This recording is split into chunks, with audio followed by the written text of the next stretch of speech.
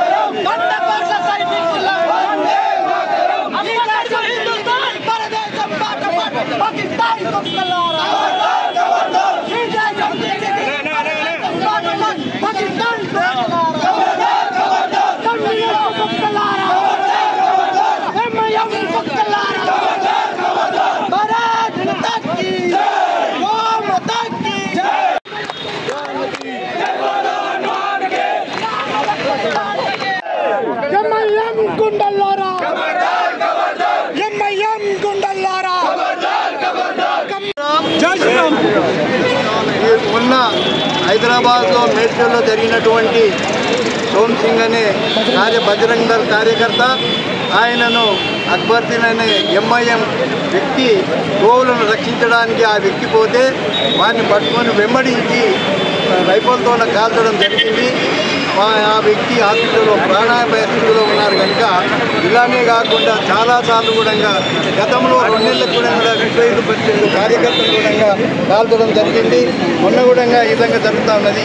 ఇలా ఎన్నో జరుగుతూ ఉన్నాయి కనుక మేము విశ్వ హిందూ పరిషత్ తరఫుకెళ్ళి రాష్ట్ర తరఫుకెళ్ళి ప్రభుత్వాన్ని కోరడం ఏంటంటే ప్రభుత్వం ఏదైతే గోరక్షణ కొరకు ఇక పార్లమెంట్లో ఒక నియమం చేసిందో దాన్ని రక్షించడానికి పోలీస్ యంత్రాంగం ఏదైతే ఉందో ఆ రక్షించడానికి పోలీస్ యంత్రాంగం గోవులను కాపాడాల్సిన ప్రభుత్వం పైన ఉంది. వెంటనే ప్రభుత్వం కూడా గోశాలను నిర్మించాలి, గోవులకు రక్షణ కల్పించాలని కూడా ప్రభుత్వం ఒక నిర్ణయం తీసుకున్నది కనుక అట్టి నిర్ణయాన్ని కూడా కట్టుబడి లేకుండా ఈ ఎంఐఎం వాళ్ళు ఈ ముస్లిమ్స్ అక్కడ గోవులను పట్టుకొని మాంసం ఎక్స్పోర్ట్ చేయడం జరుగుతుంది. అటువంటి మాంసాన్ని ఎందుకు ఆ ఇండస్ట్రీస్ని ఎందుకు ఇచ్చిండ్రు? ఆ ఇండస్ట్రీని సీజ్ చేస్తే అయిపోతుంది కదా. ఆ ఇండస్ట్రీస్ ఎప్పుడైతే ఇతర దేశాలకు ఆ మాంసాన్ని ఎగుమతి చేస్తున్నారో ఆ ఇండస్ట్రీస్ను బంద్ చేసేస్తే లైసెన్స్ క్లోజ్ చేసి ఈ గోవులను కాపాడాల్సిన బాధ్యత ఎంతో రక్షిస్తుంది కనుక మేము విశ్వ హిందూ పరిషత్ తరఫున ప్రభుత్వాన్ని కూడా కోరడం జరుగుతుంది. ఆ ఇండస్ట్రీని బంద్ చేసి ఏదైతే రౌడీ సీటాలు ఏదైతే ఉందో ఆ రౌడీ సీట్లకు తుపాకులు రైఫిళ్ళు ఎందుకు ఇస్తున్నారు అది కూడా పోలీసులు నిర్ణయం తీసుకొని అటువంటి వ్యక్తులను కఠినంగా శిక్షించాలని చెప్పేసి ప్రభుత్వాన్ని విశ్వ హిందూ పరిషత్తో కోరుతున్నాం. జై హింద్, జై శ్రీరామ్.